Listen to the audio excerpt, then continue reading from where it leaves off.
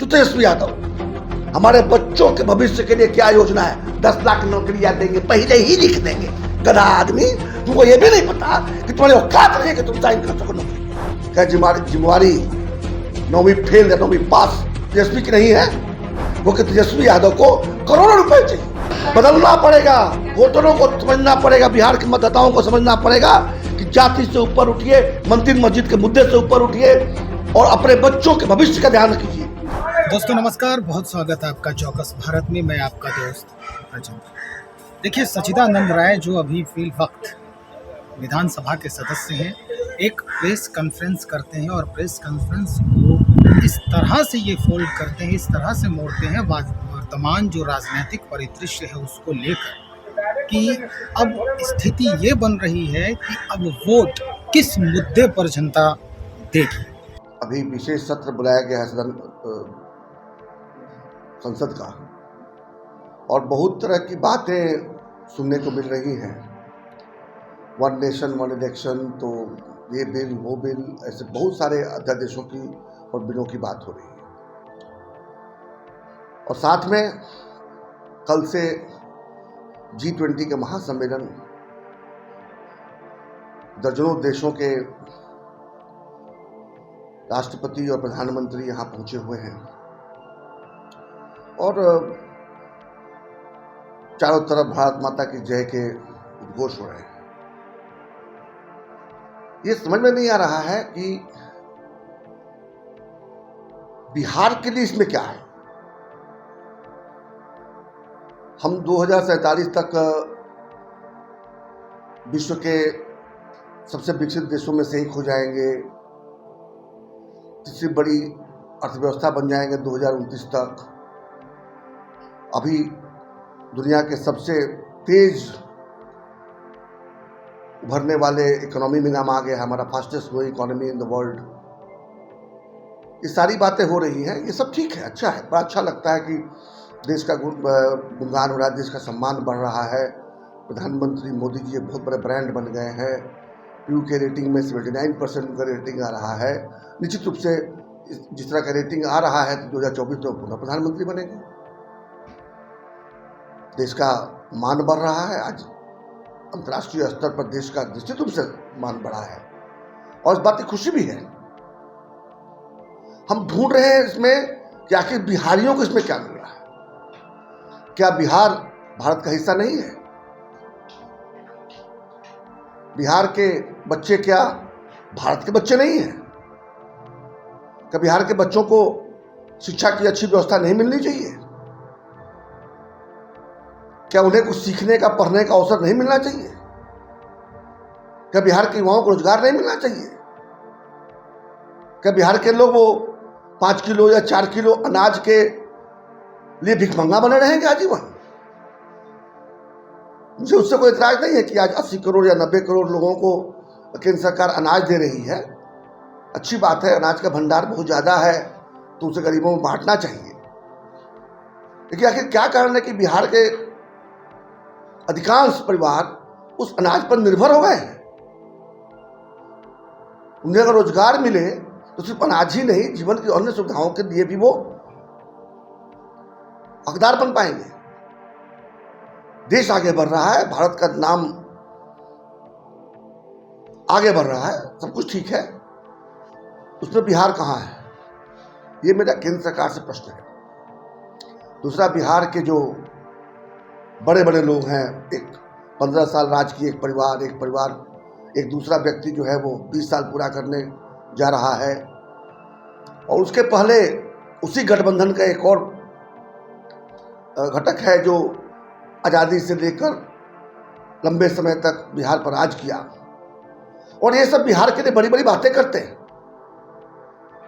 मैं मानता हूं कि कांग्रेस ने भी अच्छा काम किया होगा, मैं भी मानता हूं कि आरजेडी ने भी अच्छा काम किया होगा, लालू जी के परिवार ने भी अच्छा काम किया होगा। मैं भी मानता हूं कि नीतीश जी आए, सुशासन बाबू कहलाए, निश्चित रूप से अच्छा काम किए होंगे। लेकिन साथ में भी पूछता हूं कि ऐसी बात है तो बिहार देश का सबसे निर्धन राज्य क्यों है? बिहार देश का सबसे अशिक्षित राज्य क्यों है? बिहार सबसे अधिक पलायन वाला राज्य क्यों है? बेरोजगारी वाला राज्य क्यों है? इतनी गरीबी क्यों है, इतनी निर्धनता क्यों है? तो निश्चित रूप से जो पिछले 75 वर्षों से बिहार में होता आ रहा है उसमें कोई ना कोई खामी है। इसलिए कोई भी पार्टी, कोई भी दल, वो चाहे विश्व का सबसे बड़ा दल अपने आप को बताने वाला, अलग चाल चित्र चेहरा बताने वाला भारतीय जनता पार्टी हो, या परिवारवादी दल राष्ट्रीय जनता दल हो, या देश का पता नहीं मुस्तकबिल लिखने वाला दल कांग्रेस हो, या सुशासन बाबू की छवि बनाकर घूमने वाले नीतीश जी की पार्टी जनता दल यूनाइटेड हो, इसमें से किसी के पास इस बात का जवाब नहीं है कि अगर यही चलता रहा जैसा चलता आया है और इन्हीं लोगों के हाथों में बिहार का मुस्तकबिल रहा तो देश तो बहुत आगे निकल जाएगा। उसमें बिहार की हिस्सेदारी कहां होगी, बिहार को क्या मिलेगा, इसके बारे में चर्चा होनी चाहिए। पहले भारत थर्ड वर्ल्ड कहा जाता था, तीसरा विश्व, गरीब देश, पिछड़ा देश। आज कहते हैं कि भारत आगे बढ़ रहा है, तो भारत आगे बढ़ रहा है, उस भारत में अब बिहार जो है वो तीसरा देश बन गया है, थर्ड वर्ल्ड बन गया है। हमें जहां एक बात की खुशी है कि भारत देश का नाम आगे बढ़ा रहा है, वहीं इस बात का बहुत दुख भी है और बड़ी चिंता है कि 12-13 करोड़ आबादी वाला बिहार, और अगर बाहर जो बिहार के बाहर जो बिहारी गए उनको भी जोड़ देते तो लगभग 16 करोड़ बिहारियों की जो आबादी वाला प्रदेश है, वो आखिर कब तक जहां है वहीं पड़ा रहेगा। अर्थात देश का सबसे पिछड़ा राज्य, सबसे निर्धन राज्य, सबसे अशिक्षित राज्य, सबसे अधिक गरीबी, सबसे अधिक बेरोजगारी, सबसे अधिक पलायन राज्य बना रहेगा। बदलना पड़ेगा, वोटरों को समझना पड़ेगा, बिहार के मतदाताओं को समझना पड़ेगा कि जाति से ऊपर उठिए, मंदिर मस्जिद के मुद्दे से ऊपर उठिए और अपने बच्चों के भविष्य का ध्यान कीजिए। अरे पहले तय तो कीजिए कि आप इससे हटना चाहते हैं। विकल्प मिलता है। मैं एक उदाहरण देता हूं। वैशाली के एक बहुत ही प्रतिष्ठित सांसद हुआ करते थे रघुवंश बाबू। जब ग्रामीण विकास मंत्री थे तो देश को उन्होंने मनरेगा दिया, पता नहीं और क्या क्या दिया। एक ईमानदार सोशलिस्ट नेता थे। किससे हारे वो? किससे हारे? रमा सिंह से हारे, वीर सिंह की पत्नी से हारे। विकल्प नहीं था क्या? विकल्प भी था और प्रमाणित विकल्प था सामने। बिहार के मतदाताओं को जागना होगा, उन्हें देखना होगा कि पहले तो पूरा भारत ही गरीब था तो आप भी गरीब तो चल जाता था। आज क्या बिहार के लोग बाकी भारत के लोगों के दास्ता करेंगे? दूसरे राज्यों में जाकर 15,000 18,000 रुपए के लिए नौकरी करेंगे? ऐसी चर्चा है कि आपने रथ बनवा रखी है, चुनाव प्रचार के लिए आप चुनाव भी लड़ेंगे, तो बहुत छोटी सी बात आप कर रहे हैं। एक सच्चिदानंद राय क्या कर रहा है ये महत्व का विषय नहीं है। मैं अपनी ओर से कोशिश कर रहा हूं। पार्टी मैटर करता है, किस पार्टी से लड़ेंगे? भूलिए पार्टी को भूलिए, विकल्प देखिए। आप एक बात बताइए हमें, मैं बात बताता हूं आपको। अभी हमने एक उदाहरण दिया वैशाली का। क्या इस तरह के विकल्प हमें हर कॉन्स्टिट्यूंसी में नहीं मिलता है? कोई निर्दल मिलता है, कोई किसी दल का मिलता है, कोई एक नया विकल्प लेकर आया होता है।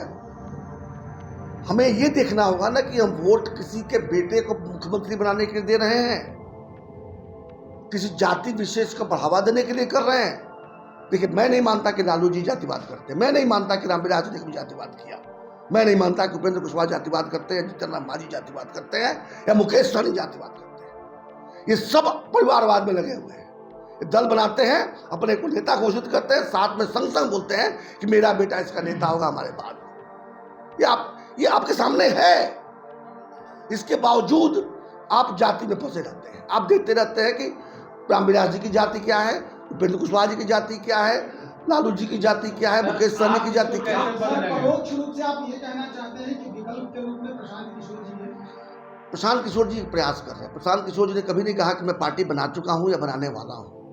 प्रशांत किशोर जी सिर्फ यही बात बता रहे हैं, सच्चिदानंद राय भी उसी बात को मैं कह रहा हूं कि आप एक बार सोचिए, जब अगली बार आपको ताकत, देखिए मतदाताओं के पास एक ही ताकत है, बिहारियों के पास एक ही ताकत है, हर 5 वर्ष पे आपको एक बटन दबाने को मिलता है।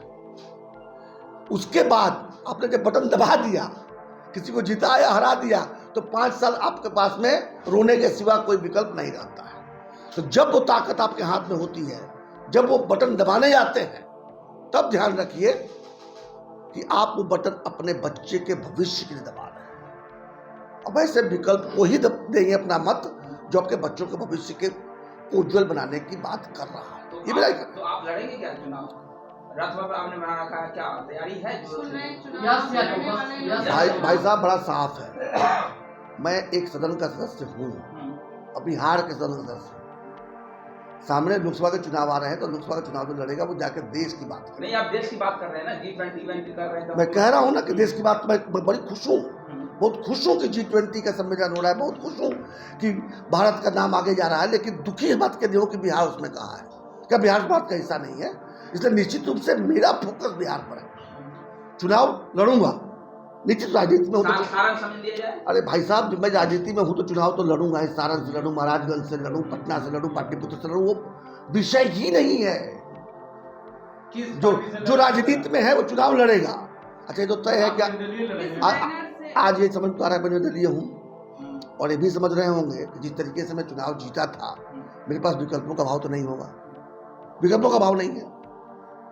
मैं देख रहा हूं कि कौन सा विकल्प है जो उन बच्चों के भविष्य की बात कर रहा है। जो भी विकल्प उन बच्चों को भी इस बात कर रहा होगा, ये बात नीतीश जी तक पहुंच रही है, लालू जी तक पहुंच रही है, मैडम सोनिया तक पहुंच रही है। जो बिहार के बच्चों के भविष्य की बात करेगा, उसके साथ सच्चिदानंद राय खड़ा होगा। लेकिन आज की तारीख में और कोई व्यक्ति बात कर रहा है, उसका नाम प्रशांत। लेकिन सर, आपकी आइडियोलॉजी जो है वो बीजेपी, आरजेडी, जेडीयू से मैच नहीं कर पा रही है, तो आपकी होता है जी, होता क्या आइडियोलॉजी? आप जिम्मेवार पत्रकार है, बताइए ना क्या आइडियोलॉजी होता है? क्या आइडियोलॉजी कांग्रेस की, क्या आइडियोलॉजी आरजेडी की? आइडियोलॉजी है, कोई आइडियोलॉजी नहीं है। केवल सत्ता चाहिए, सत्ता चाहिए, सत्ता चाहिए, यही आइडियोलॉजी है। मैं उस आइडियोलॉजी को सपोर्ट नहीं करता हूं। मैं जो बात कर रहा हूं वो प्रशांत किशोर हो, या मैडम सोनिया हो, या लालू जी हो, या नीतीश कुमार हो, कोई भी हो, जो हमारे बिहार के बच्चों के भविष्य की बात करेगा, मैं उसके साथ खड़ा हूं। ये सब जो राजनीतिक गतिविधियां जो है ना, वो बहुत बड़ी बात नहीं है, बड़ा विषय नहीं है। पिछले 75 वर्षों से पता नहीं कितने लोगों ने कितने चुनाव लड़े होंगे और कितने लोग जीत कर आए होंगे, लेकिन बिहार में कोई परिवर्तन नहीं आया। हाँ, परिवर्तन एक आया तो यही था कि बिहार और भी पिछड़ते चला गया। आज जब G20 की बैठक हो रही है, आज जब हम देख रहे हैं कि जहाज भर भर के राष्ट्राध्यक्ष दिल्ली में उतर रहे हैं, और टीवी खोलिए तो लगता है कि पता नहीं भारत कहाँ चला गया है, कितना विकसित हो गया है। जब वो बातें देखते हैं तो मन में विषाद होता है कि क्या बिहार उस भारत का हिस्सा नहीं है? और हिस्सा है, बिहारियों की ऐसी स्थिति क्यों है?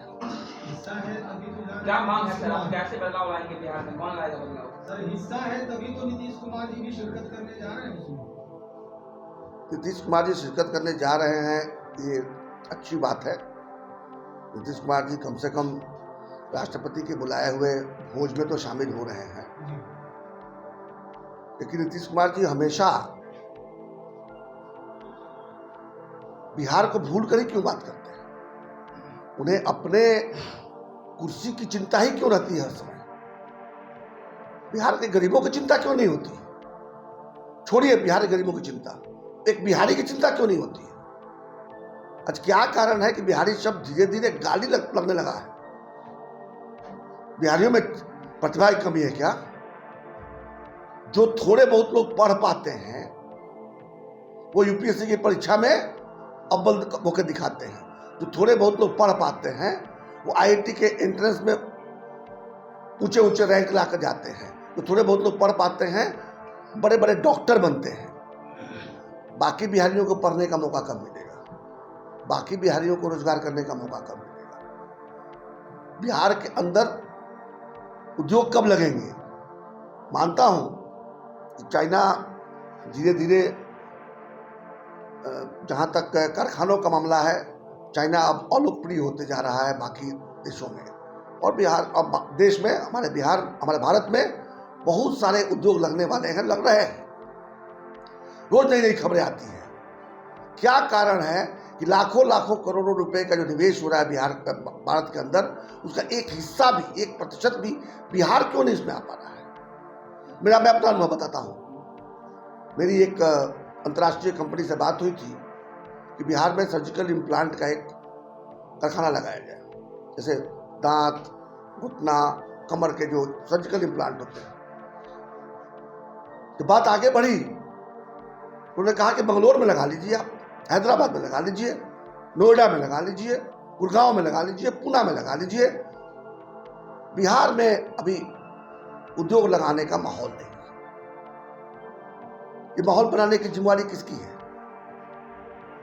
क्या जिम्मेवारी नीतीश जी की नहीं है? क्या जिम्मेवारी लालू जी की नहीं है? क्या जिम्मेवारी 9वीं फेल या 9वीं पास तेजस्वी की नहीं है? मैं बताऊं एक घटना आपको। हमारे बिहार में डॉक्टर और नर्सों की कमी है, सबको पता है। झूला छाप डॉक्टर ही बिहार को चला रहे हैं। कभी किसी ने जानने की कोशिश की है कि डॉक्टर और नर्सों की कमी क्यों है? बिहार में मेडिकल कॉलेज तो दूर की बात है, आप एक नर्सिंग कॉलेज खोलेंगे तो करोड़ों रुपए स्वास्थ्य मंत्रालय में देना होगा, मंत्री को देना होगा, करोड़ों रुपए। खोज कीजिए, आप लोग पता कीजिए नर्सिंग कॉलेज के लिए कितने सारे एप्लीकेशन जमा हुए हैं, कितने लोगों को नर्सिंग कॉलेज का एनओसी मिला हुआ है। तो आगे इसलिए नहीं बढ़ पा रहे हैं क्योंकि तेजस्वी यादव को करोड़ों रुपए चाहिए। हमारी बेटियां नर्स बनती, बिहार में काम करती, बिहार के बाहर भी जाती। क्या हमारी बेटियों में वो योग्यता नहीं है? ये हाल है बिहार का।